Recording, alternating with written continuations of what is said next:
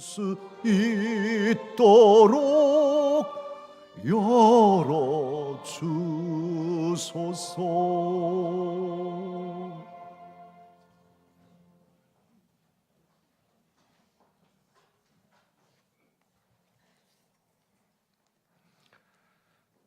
그들을 끌어다가 공회 앞에 세우니 대제사장이 물어 이르되 우리가 이 이름으로 사람을 가르치지 말라고 언금하였으되 너희가 너희 가르침을 예루살렘에 가득하게 하니 이 사람의 피를 우리에게로 돌리고자 함이로다.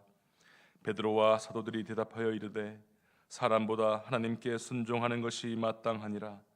너희가 나무에 달아 죽인 예수를 우리 조상의 하나님이 살리시고 이스라엘에게 회개함과 죄 사함을 주시려고 그를 오른손으로 높이사 임금과 구주로 삼으셨느니라.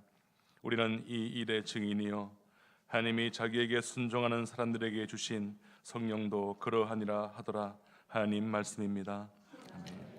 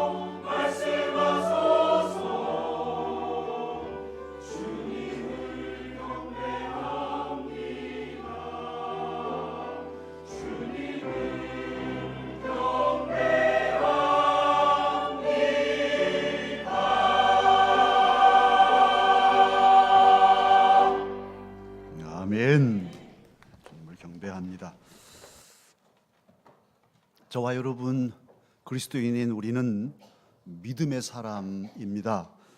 한 번도 예수님 배운 적 없지만 우리 예수님을 믿고 그 주님을 따라 사는 그리스도인입니다.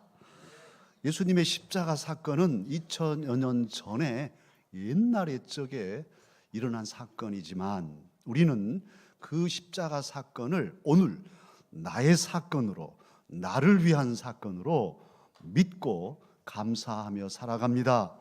그뿐 아니라 3일 만에 다시 부활하신 예수님, 그 부활의 아침에 거기 우리 없었지만 사도들이 증거한 말씀을 가지고 우리는 부활의 신앙 또한 믿고 예수님은 부활하신 주님이심을 믿습니다. 더하여서 우리도 예수님처럼 이제 언젠가는 이 세상에 떠나는 날, 별세할 날이 오겠죠. 그래서 죽어서 우리의 몸이 썩어서 물이 되고 흙이 되고 꽃이 되고 그렇게 다 없어지겠지만 주님 다시 오실 때에는 우리의 몸이 다시금 부활할 것을 믿습니다.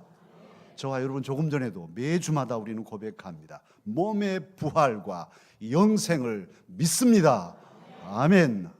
우리는 그 믿음을 가진 부활의 신앙인입니다. 그러면 이제 부활의 신앙을 가진 저와 여러분이 구체적으로 현실 삶 속에서 어떻게 살아가야 하겠습니까? 지난 주일이 부활절이었는데요. 부활절기를 살아가는 우리들이 이제 구체적인 삶의 현장에서는 어떤 태도로 살아야 할까요? 그 물음에 대한 대답을 오늘 본문에서 사도들이 보여주고 있습니다. 부활의 신앙을 가졌던 사도들은 저와 여러분 앞서 부활의 신앙인은 이렇게 살아야 한다는 것을 삶으로 보여주었습니다.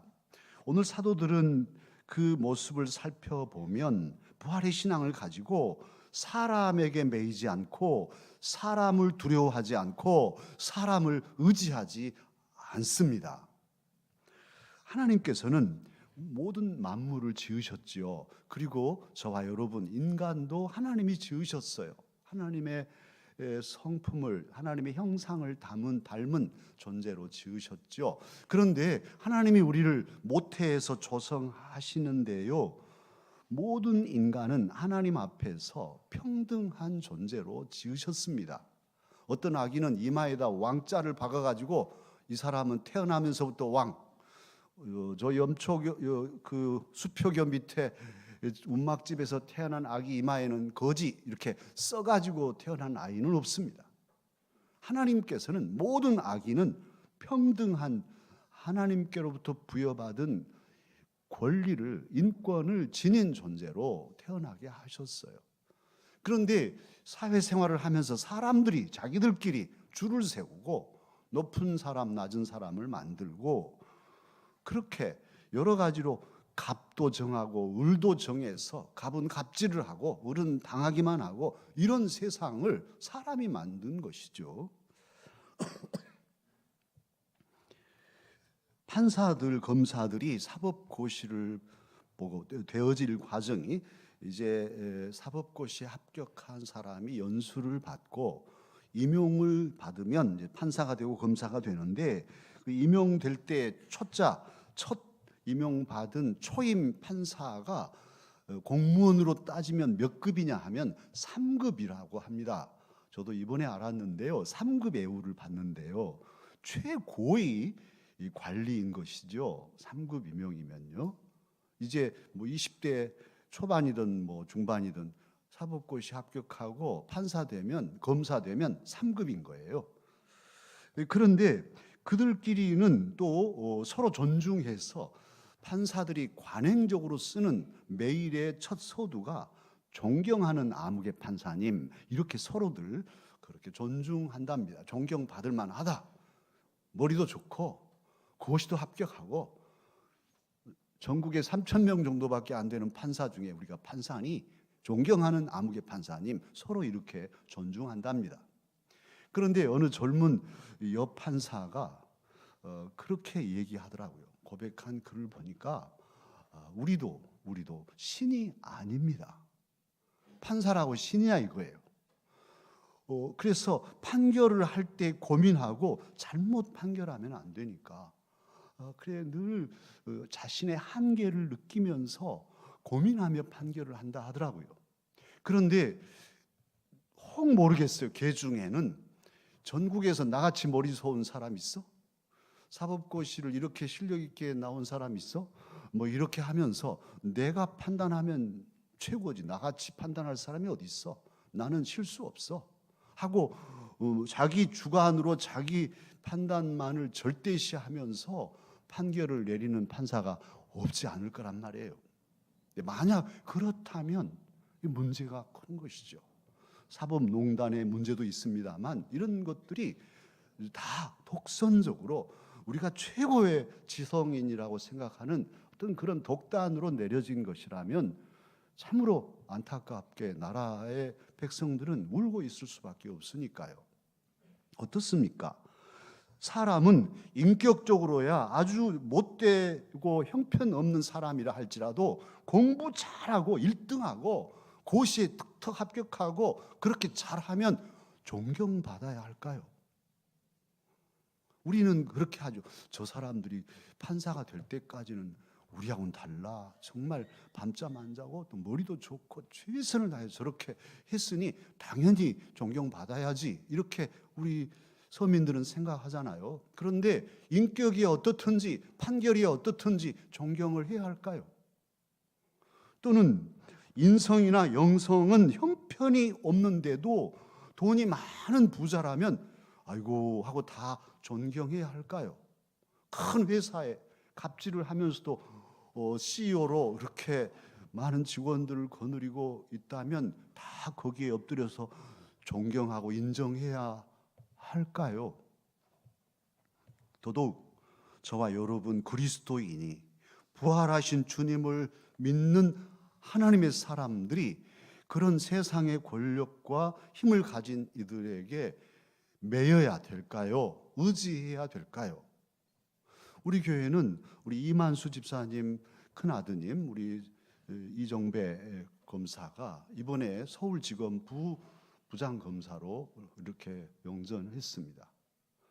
담임 목사로서 우리 성도님들이 어려움을 당하면 정배 검사님에게 부탁할까? 한 번인가 전화한 적도 있어요. 그런데 사실은 우리가 사랑하는 사람이라면 놔줘야 돼요. 그래서 바르게 법을 집행할 수 있도록 우리가 짐을 지워서는 안 되죠. 그래야 이 사회가 맑아지고 우리가 그리스도인인데 부활하신 주님을 믿는 사람이라면 그렇게 자유롭게 해야지. 조금 뭐 애매한 것인데도 내 일이니까 봐줘 해가지고 안 봐줄 수도 없고 봐줄 수도 없게 이렇게 짐을 지운다면 그건 한 귀한 사람을 망가뜨리는 일이 될 것입니다. 오늘 본문에는 사내들인 공회가 나옵니다. 70명의 지도자들이 이스라엘 백성들의 모든 삶을 판결해주는 최고 판결 기구가 공회예요. 이 공회의 힘이 얼마나 막강하냐 하면 오늘 본문에도 보면요, 앞에서 읽으면 17절로 18절 사도들을 막 잡아서 가둡니다. 누가 아무 말 못해요. 오늘 이 17절 그냥 끌어내어 오잖아요. 사도들 끌고 와. 다 끌고 오는 거예요. 이런 사람을 아무렇게든지 가둘 수도 있고 풀어낼 수도 있는, 심지어는 하나님의 아들인 예수님 메시아도 잡아서 십자가에 못 박을 수도 있는, 실제 로마 식민 통치에 있었기 때문에 빌라도의 제가를 받아야 되지만 사내들인에서도 사형을 언도할 수 있어서 예수님 사형을 언도하고 빌라도에게 넘겨서 그 언도된 사형을 집행하게 하는 거잖아요. 이만큼 율법 중심의 이스라엘 사회에서 율법적인 모든 사고를 가지고 백성들의 삶을 판결해주는 최고 판결 기구, 힘 있는 사람들의 모임이 사내들인 공회입니다. 그들에게 밉보이면 누구도 가차없이 처벌을 받을 수 있는 그런 힘을 가진 공회이지요. 그런데 오늘 본문 보십시오. 예수님의 제자들, 부활의 신앙을 가진 제자들이 사내들인 앞에 있습니다. 그런데 이들의 태도를 보면 전혀 주눅든 기색이 없습니다. 그들을 두려워하지 않습니다. 그들에게 매이지도 않습니다. 불과 얼마 전에 가야바의 뜰에서 산헤드린이 모였는데 그 뜰에서 예수님 재판하잖아요. 그때 베드로 거기 있었어요. 그때 베드로는 두려웠어. 요종이 당신도 예수 제자지? 아니라고. 나 저 사람 모른다고. 3번이나 부인하고 했던 그 베드로가 오늘 본문에 나오는 산헤드린 회에서는 똑같은 산헤드린 회원들이 있는데도 전혀 주눅이 안 들어 있습니다. 담대하게 그렇게 맞서 있습니다.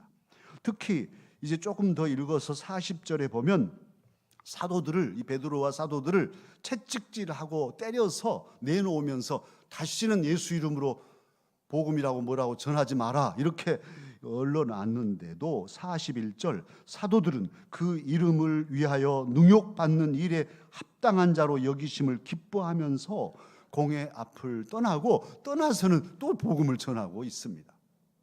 이런 담대함이 바로 부활신앙을 가진 그때부터 생겨난 것이지요. 부활하신 예수님, 죽음도 이기신 예수님을 믿는 성도는 사람을 두려워하지 않습니다. 어찌 두려운 마음이 없겠습니까마는 부활의 주님을 모시고 그 두려움을 이겨내는 것이지요. 어찌 의지하고 싶지 않겠습니까마는 부활의 주님을 믿고 의지하면서 사람을 향한 마음을 이겨내는 것이지요. 사람을 지나치게 의지하면 문제에 빠져요. 사람에게 매이게 됩니다. 신앙마저도 그렇습니다. 우리도 건강한 신앙을 가지려면 말씀에 매이고 하나님의 말씀에 매이고 하나님께 매여야지 어느 기도 많이 한 영험한 권사님께 권사님 올해는 동쪽으로 가야 좋을까요? 서쪽으로 가야 좋을까요? 권사님 이 사업을 해야 할까요? 말아야 할까요? 매사 우리 아들 어느 대학을 갈까요? 이렇게 매여가지고 사는 이가 있다면 우리 강서 가족이 아니고 저는 그렇게 여러분에게 말씀을 가르친 적이 없습니다. 영적인 자유함, 성령 안에서 자유하리라. 그 자유함으로 주님 향하여 기도하고 말씀에 매이고 주님께 헌신하는 것이 건강한 신앙이잖아요. 그런데 누군가가 나를 장악하고 또 장악하려고 하는 사람들이 있어요. 그렇게 한다면 그들과 관계를 정리하셔야 돼요. 정말 많은 이단들이 말도 안 되는 일로 사람들을 피폐하게 만드는 것 보면 그렇게 사람을 얼르고 말씀이라는 것들로 장악해서 꽉 쥐고 꼼짝 못하게 만드는 이런 폐단이 있기 때문이죠. 저와 여러분은 부활하신 주님, 죽음도 이기신 승리하신 주님을 믿는 부활의 신앙인입니다. 자녀들에 대해서도 손주들에 대해서도 사랑에 매여서는 안 돼요. 집착하면 안 돼요. 자녀들을 집착하면 자녀들을 망가뜨립니다. 손주들에게 집착하면 결국 얘들을 망가뜨려요. 창의적이지 못하고 꽉 틀에 매이게 조여 참으로 발전할 수 없게 만들기에 적절한 거리를 두고 주님께 맡기고 하나님을 의지하고 하나님께 기도하고 축복할지언정 꽉 틀어 잡는 이런 사람에게 집착하는 일은 없도록 해야 할 것입니다. 오늘 사도들은 부활의 신앙을 지니고서 그러면 또 뭘 하냐 하면 살아계신 하나님을 믿고 죽은 자도 살리신 하나님을 의지합니다. 이게 사도들의 모습입니다. 오늘 본문 30절에 보면 사도들이 증거하지요. 너희가 나무에 달아 죽인 예수를 우리 조상의 하나님이 어찌하셨다고요? 살리시고 살리셨다. 너희들이 십자가에 예수님을 못 박아 죽였지만 그 예수님을 살아계신 하나님께서 죽음에서 다시 살려내셨다. 이렇게 증거하고 있습니다.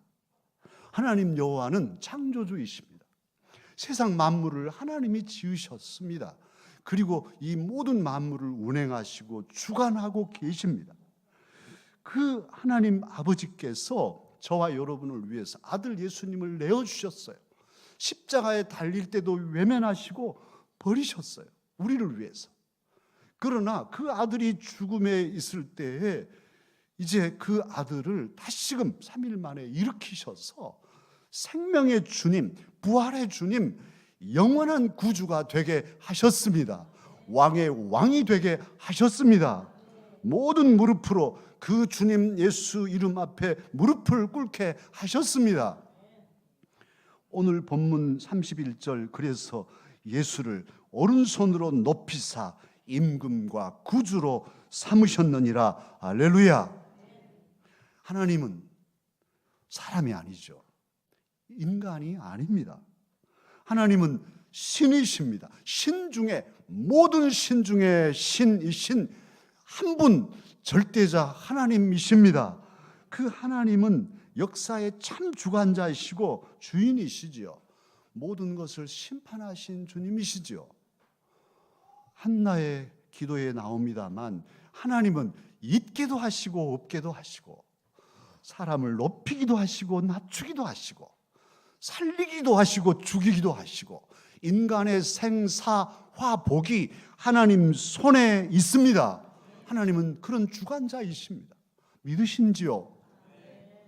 사람은 몰라도 하나님은 아십니다. 사람은 할 수 없어도 하나님은 능히 하십니다.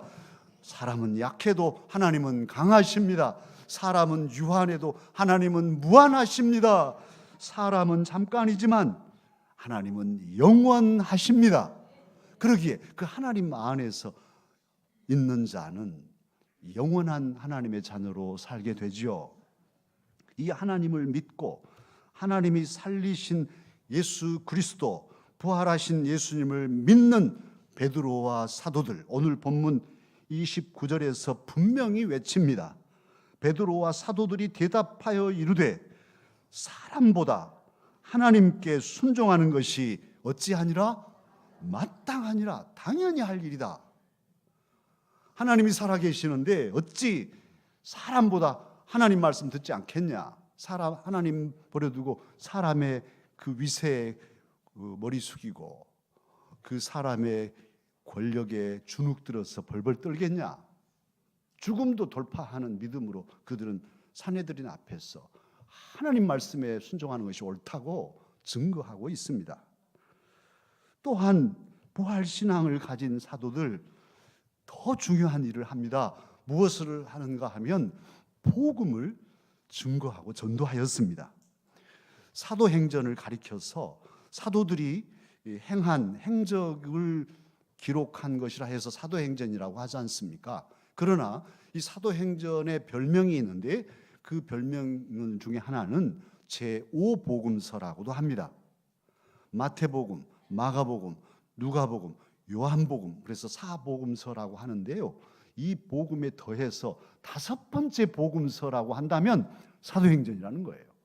왜냐하면 사도행전의 사도들의 그 설교들을 잘 살피면 다 복음을 증거하고 있습니다. 복음을 증거하는 것이 사도들의 핵심이에요. 오늘 본문 30절에도 보면 너희가 나무에 달아 죽인 예수를 우리 조상의 하나님이 살리셨다, 이렇게 증거하고 있지 않습니까? 예수님의 십자가와 부활, 이것을 강조하고 있어요. 복음이 그것이죠. 복음의 핵심은 십자가와 부활. 복음의 씨알을 두 조각으로 딱 쪼개서 본다면 한쪽은 십자가, 한쪽은 부활. 이것이 핵심입니다. 이 부활의 신앙의 꽃은, 예수님의 부활을 경험한 신앙인은 당연히 이 부활의 주님을 증거하지 않을 수 없죠. 오늘 본문 32절을 보면요, 그렇게 말하고 있습니다. 우리는 이 일에 무엇이요? 증인이요. 우리는 이 일의 증인입니다. 이렇게 말하고 있는데 그 이 일자 앞에 뒷가로 난회주가 있는데 난회주를 보면 말씀, 이 말씀의 증인입니다, 이렇게도 돼 있어요. 그러니까 이 말씀이란 예수님의 십자가 사건과 부활의 사건을 중심으로 한 예수님의 복음의 말씀. 그래서 복음서라고 하잖아요. 이 말씀이 중심이 된 하나님의 말씀의 증인이다. 복음의 증인이다. 이렇게 말하고 있습니다. 예수님의 이름, 그 이름이 복음이죠. 예수, 예수, 예수. 예수란 여호와는 구원이시다 하는 그 이름이잖아요. 이 이름에는 힘이 있습니다. 능력이 있습니다. 저 검단에 우리 이란 목사님, 제가 지금도 지켜보고 수요일이면 같이 말씀 나누고 있거든요. 우리 이 목사님 개척하고 이렇게 해가는 모습을 이렇게 봅니다. 정말 힘들어할 때도 있고, 근데 지금은 영적으로 아주 건강해지고 딱 물이 올랐어요. 목사로서는 최고 어떤 수준에 올랐구나 하는 생각이 들어요. 엊그제도 그런 얘기 합니다. 계속 전도를 힘들죠. 어려운 교회, 큰 교회도 전도하기가 쉽지 않은데 전도를 교회 나오세요 하면 전도지도 던져버리고 뭐 휙 그러고 가고 이런데 말이죠. 언젠가부터는 기도하면서 힘이 생겼대. 이제는 그렇게 안 하고 담대하게 전해야겠다. 그렇게 하고서 이제 저기서 오면은 사람 눈을 딱 맞춰놨다 가까이 오면 예수 믿으세요 하고 이렇게 준대요. 전도지를. 교회 나오세요라고 안 하고 예수 믿으세요 하고 이렇게 주면 사람들이 다 전도지를 받으면서 눈을 딱 깐대요. 눈을 깔고 전도지를 딱 받고 간대요. 버린 사람도 없이. 그래서 깨달았대요. 예수라는 이름이 영적으로 힘을 가지기 때문에 그 사람의 심령을 꽉 장악하고 꼼짝 못하게 예수 이름 앞에서 악한 영들이 그를 해치지 못하고 복음의 전도지를 받을 수 있게 하는구나. 그래서 우리 전도대도 지난주에 우리도 한번 예수 믿으세요 이렇게 해보자고 했는데 하고 있는지 모르겠어요. 예수 이름에 힘이 있습니다. 능력이 있습니다. 왜 능력이 있을까요? 왜 예수 이름이 능력이 있을까요? 예수님은 저와 여러분 모든 죄인을 사하시기 위하여 당신의 전부를 주셨어요. 그것은 강력한 사랑입니다. 정말 천번 만번 죽어 마땅할 죄인들을 사랑하셔서 당신의 생명을 부어주신 이 사랑의 힘은 능력입니다. 누구도 감동시킬 수 있는 강한 힘이 있습니다. 그래서 예수 믿으세요 할 때 힘이 되는 것이고, 또한 예수님은 죽음의 권세를 깨고 사망의 힘을 넘어서 생명으로 다시 살아나신 부활하신 예수님이십니다. 그러니 어찌 힘이 없겠습니까? 능력이 없겠습니까? 예수 이름 앞에 귀신들이 떨고 점을 칠 수가 없고 귀신이 떠나갑니다. 할렐루야. 예수 이름 앞에 만민이 무릎 꿇을 날이 올 것입니다. 그런데 사탄의 세력은 가만히 있지 않죠. 복음의 역사를 어떻게 하든지 창조 때부터 방해하고 막아서려는 것이 마귀의 모습이니까요. 복음 말씀을 전하면 그 말씀을 빼앗아 버리려고 합니다.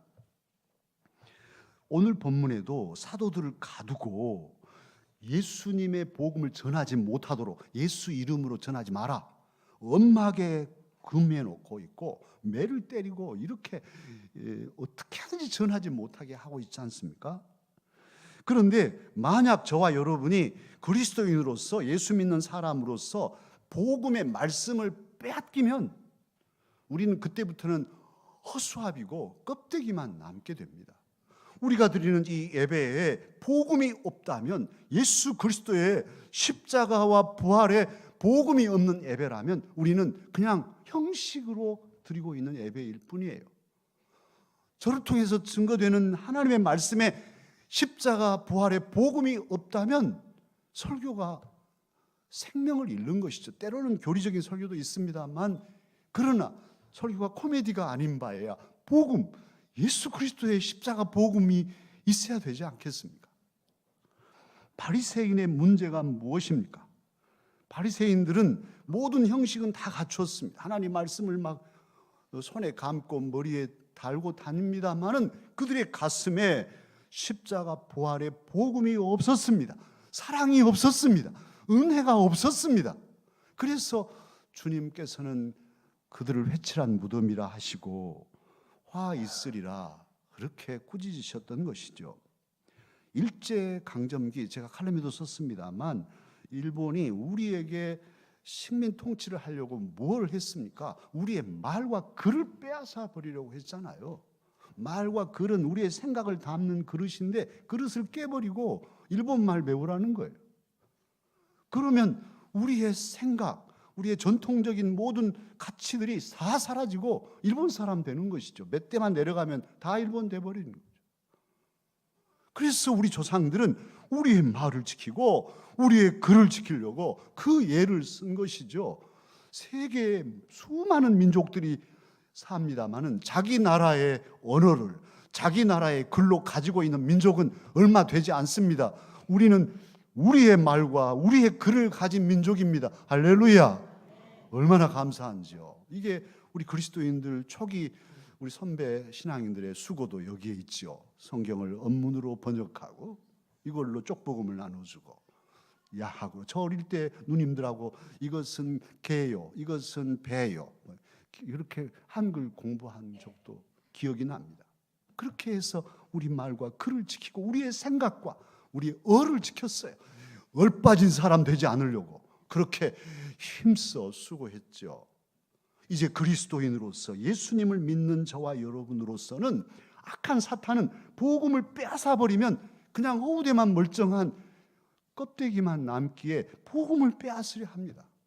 그래 어떻게 하든지 저와 여러분은 복음, 말씀, 십자가 부활의 그 진리를 빼앗기지 않고 항상 가슴에 품고 예배하고 그 말씀을 품고 세상에 나가서 장사도 하고 일도 하고 사람을 만나더라도 이 복음을 가슴에 새기고 품고 살아야 할 것입니다. 주님의 간절한 마음 오늘 읽지는 않았는데 18절 이하에 있습니다.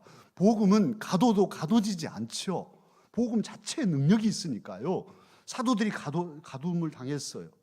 그랬는데 주의 사자가 그 사도들을 끌어냅니다.